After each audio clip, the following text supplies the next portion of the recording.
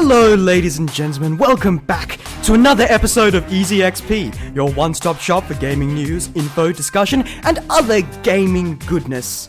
It's the first thing on the Monday after holidays, and it's certainly one thing to walk into a radio studio to find everything exploding around you. So, yes, ladies and gentlemen, we were having a few technical difficulties waking up the studio from after the break, so you were listening to my very odd and random collection of songs for the last about 15 minutes or so.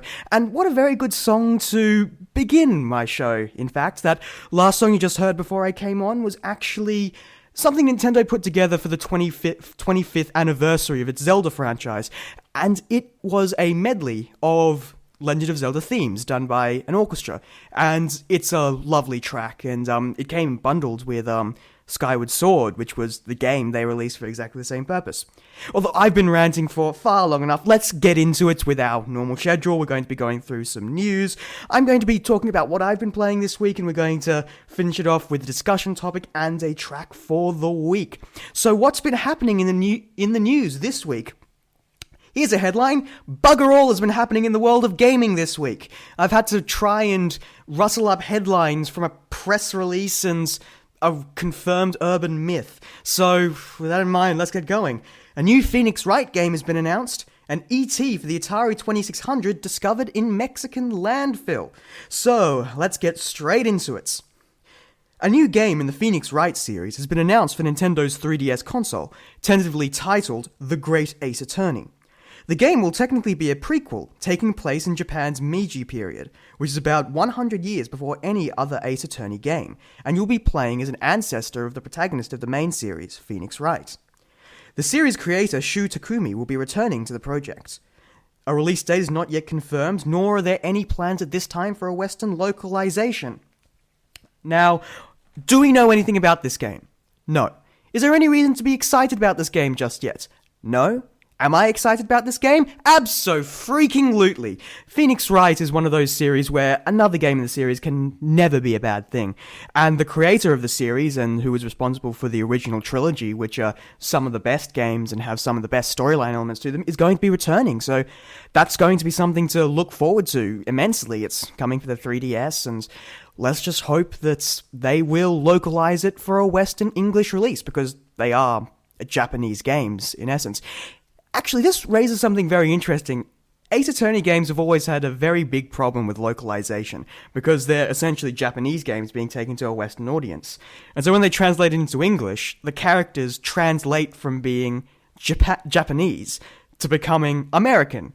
And sometimes things don't quite work out, and it leaves a couple of translation flaws. There's a really funny comic by a website called Awkward Zombie that I recommend everybody go and look at it. It's a very funny webcomic, and she, the creator of this webcomic, she raises this point how lots of localization issues arise when you're dealing with Phoenix Wright, and stuff that's obviously Japanese, like ancient Japanese culture and legends that get brought into it are somehow supposed to apply to America. It's hilarious, but long story short, new Phoenix Wright game.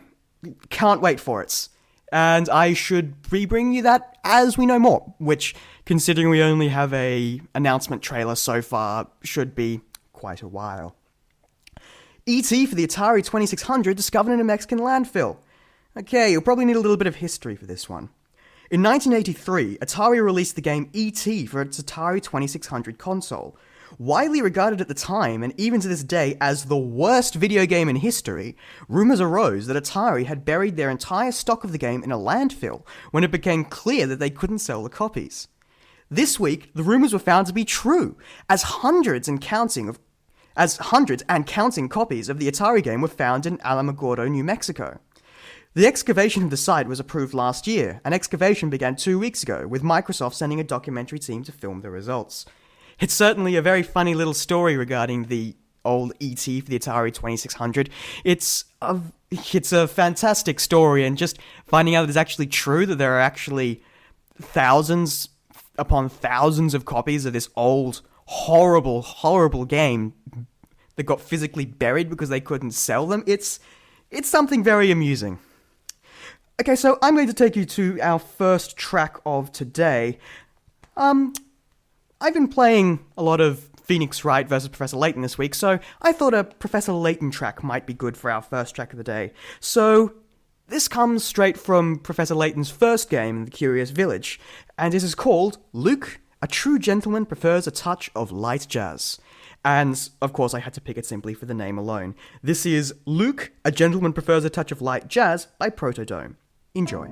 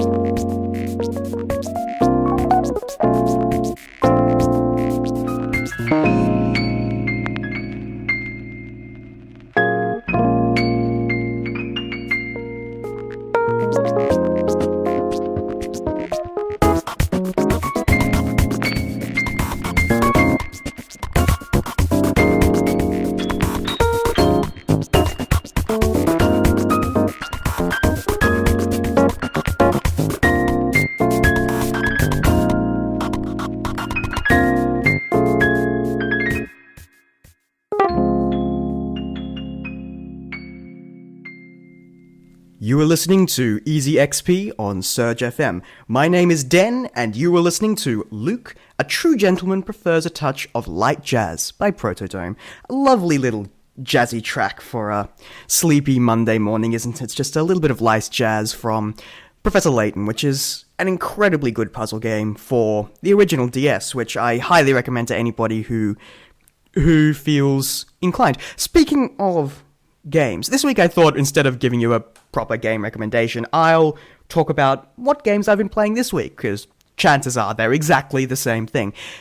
So, this week I've been playing quite a bit of a game known as Darksouls. Now, not Dark Souls 2, which is the one that just got released, no, the original Darksouls, the original Dark Souls, which is known as having a fantastically awful PC port, but played it on PC I did, and after a good 3 hours of trying to patch the game to try and make it vaguely playable, I got into it. And for those who don't know, Dark Souls was sold on the fact that it was incredibly hard, very punishing game.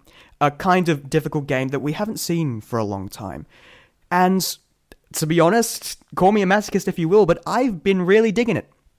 I've been played about 3 hours so far. I've gotten past the first boss and moving through into about a second area, and it's such a wonderful game. It's so well put together. When it comes to lots of AAA games, one thing you can say about AAA games, lots of people think that AAA games are very sort of blah, very Transformers for video games, but there's something that AAA can do that indie developers have trouble doing, and that's just that level of across-the-board general polish that just comes through when playing a video game. And Dark Souls has that in spades. The entire world is very atmospheric, and walking through it, you feel it conveys a sort of sense of impending dread and sort of melancholy and gloominess that really sets the tone for the game. And now, I said before it was punishingly difficult. How can a game be so punishingly difficult? Well, for Dark Souls, it's an old-fashioned RPG, so it's all medieval with knights and swords and armor and shields and bows. But all your attacks are very slow and very deliberate. They have a lot of power behind them. So you have to judge your attacks very carefully, and the enemies are very smart. So you need to alternate between using your shield and your sword, and chances are lots of the enemies are going to flatten you very quickly if you're not paying attention. And that's the one thing that lots of people praise Dark Souls for, and I'm going to do it as well. Its difficulty is up there. It's a very, very difficult game, but it's not difficult while feeling unfair. Every time you die, every time you do something wrong, it was clearly something that you did, something that you saw that you did, and something that you know you can improve on for next time. And lots of the deaths that I found was when I just got frustrated. Like, it punished me for getting frustrated, because when I got frustrated, I tried to rush through the areas I'd been before, and the enemies just flattened me in 2 or 3 hits. So it encourages a very methodical style of play, keeping very measured, very reasoned, and if you keep that in mind, then you can get through most of the game. It's very much a testament that it's all based on skill. As how far you can get in the game is entirely dependent on your own skill as a gamer, and it'll keep punching you down when you make mistakes, and it'll keep flattening you for every mistake you make until you get slowly better and better and better, and you move further and further through the levels, and when you finally take down that one boss, or clear through that room of enemies that looked like it was going to be impossible to face, then the satisfaction is just palpable. It's a really satisfying game to get right, but also a game that is very easy to get annoyed at. For instance, I couldn't play it in long sessions. I'd maybe play for an hour at a time, because after an hour, I just get stuck running through and getting killed again and again and again. I just have to close the game, calm myself down a bit before you go back into it. And that's Dark Souls. I have yet to play Dark Souls 2. I've heard that the PC port is infinitely better than Dark Souls 1, and if I ever manage to beg, borrow, or steal a little bit of money to go towards that, I might grab that and play a bit of that after I finish the original Dark Souls. But yeah, Dark Souls, really been enjoying it. I've also been playing more of Professor Layton versus Phoenix Wright, as I said before, and the further I get into that game, the more fantastic and wacky and fun it becomes. It's very clear that they've done a brilliant job of merging the two games, because at times it's mysterious and brooding like a Professor Layton game, and other times it's wacky and zany like a Phoenix Wright game. And because you're dealing with Professor Layton and a very medieval setting, lots of the stuff in the Phoenix Wright segments is based around essentially witch hunts. They're witch trials. You're trying to defend people upon charges of being a witch.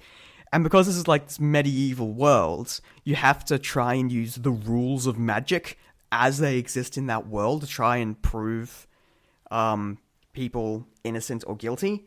And just like a true Phoenix Wright game, all the witnesses are zany, the characters are memorable, it's all very hilarious. And yes, I've been playing that. And before I go, there's one more thing I've been playing that I will direct you towards because it's free and fantastic. There's a mod for Portal 2 that got released on Steam as close to a full game. You need Portal 2 to play it, but if you have Portal 2, it's absolutely free. So if you own Portal 2, and frankly there's no reason why you shouldn't own Portal 2, you can go and pick it up for free right now off Steam. It's called Thinking with Time Machine. And it's essentially a series of a Portal 2 mod that incorporates time travel into the puzzle elements, which I know people who have played Portal are squeaming in their chairs because how are you going to make it even worse, the puzzles?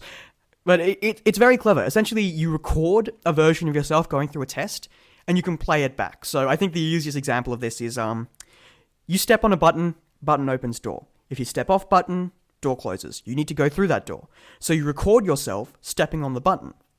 Then you go stand by next to the door and play back yourself playing on the button.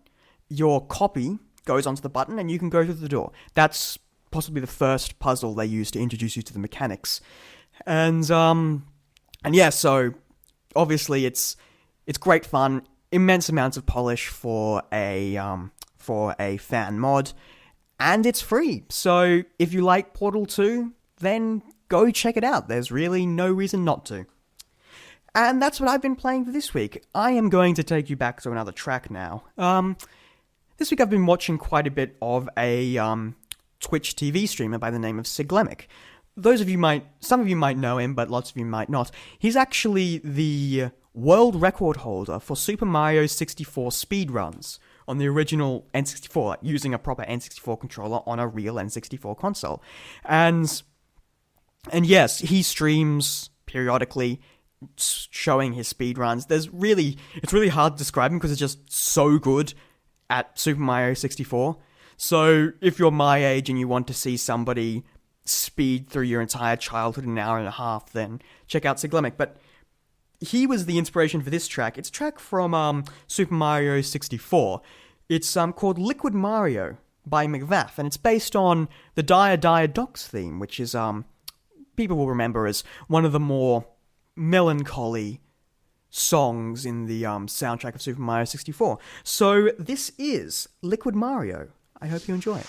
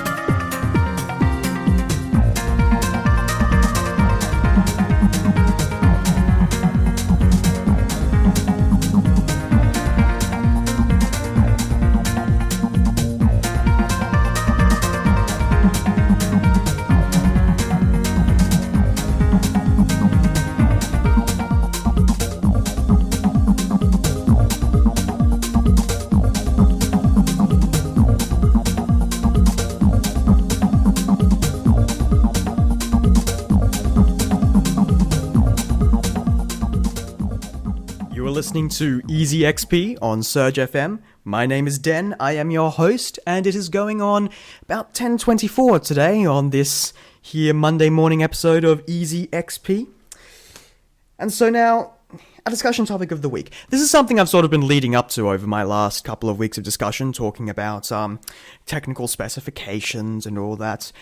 There's one thing that's been prevalent on my mind, and I'm sure prevalent for lots of people as well, and is that with the next generation of consoles just coming in, I've seen lots of complaints, lots of dissatisfaction with them, if you would.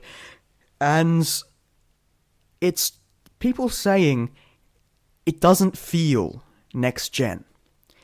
And I suppose that's essentially what my discussion topic for this week is what is next gen anyway? What's it supposed to feel like? What do we need from next gen? And lots of people have this understanding that a new generation is a distinct jump in graphical fidelity. That's what people seem to assume a new generation means, what it entails. And I think that's something we need to address, because this is something that's been something of discussion ever since, I suppose, a year and a half ago, since the Wii U was released. People, because it was only slightly more powerful than the previous generation, people were saying, oh, it's not next gen, it's not a next gen console, it's a current gen console. And I heard that quite a bit, and it's something that got me wondering, why do people assume that a new generation incurs a massive jump in graphical fidelity? And I suppose it's conditioning, and it's a series of best-case scenarios followed by a worst-case scenario. The best-case scenarios being the last generations we've been accustomed to, so NES to SNES, SNES to N64, or PS1 to PS2, PS2 to PS3, or original Xbox to Xbox 360. All of those machines, when they were released, were bleeding-edge technology, utterly cutting edge in terms of the power of their machines. And that's something that hasn't happened with this generation.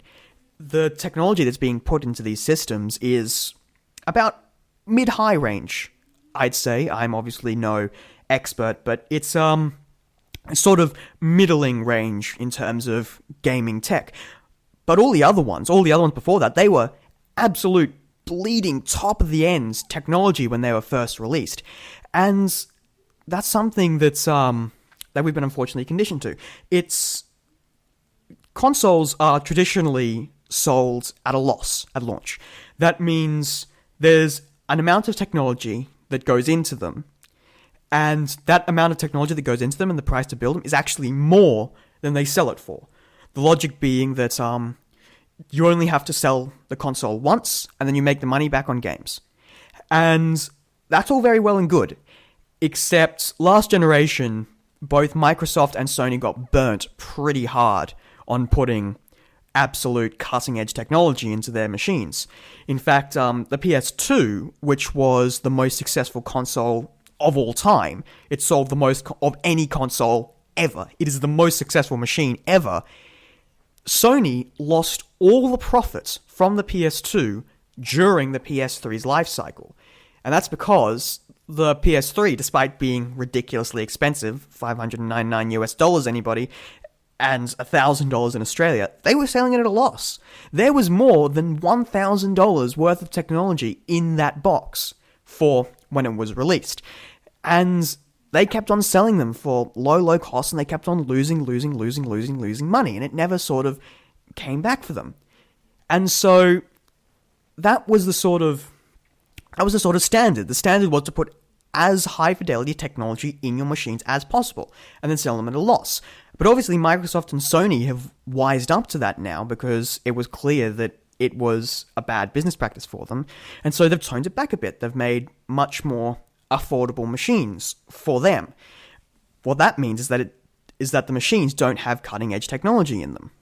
And so obviously going from cutting edge to not cutting edge isn't as big a gap as previous generations. And so I feel that's possibly one of the reasons, possibly a smaller reason, why people feel that the generations aren't quite as satisfying this time. But I think that the main reason, and this is a very, very big reason, has nothing to do with the power. It's nothing to do with any of that. It's all to do with the relative graphical increase. Because when you were jumping from the PS1 to the PS2, All you had to do was add polygons, increase texture resolution, and games were looking incredible compared to their counterparts. You're going from old, blocky, barely recognizable models in the PS1 era to things that actually looked like things in the world. It was a massive jump. And the same thing with even up to last generation. It was easy, it was cheap to make games look better. But we've hit a point where it is no longer economical. It is no longer easy to make games look better. To make games look better, we need fancier particle effects, more lighting. Just adding more polygons, all the really easy stuff to do, it's just not going to look as good anymore. Because, obviously, we have so many... It's gotten to a point where the games are looking so good that the increases in graphical fidelity have to be massive in order to actually get a visual, appreciable difference. And that's why I feel a lot of people feel that this next generation isn't as satisfying. It's because they see the previous generation, they see what it was doing, and they see the next generation, and even though it's rendering at higher resolutions, higher frame rates, with more polygons, more resolution, higher texture resolution, more particle effects, it doesn't look that different to the previous generation, because it can't. We're reaching the point where graphical fidelity is reaching a point where we simply cannot get better without investing massive amounts of power, which, as I've said before, these machines simply do not have. Now, I don't think there's any reason to complain. I actually think it's a good thing.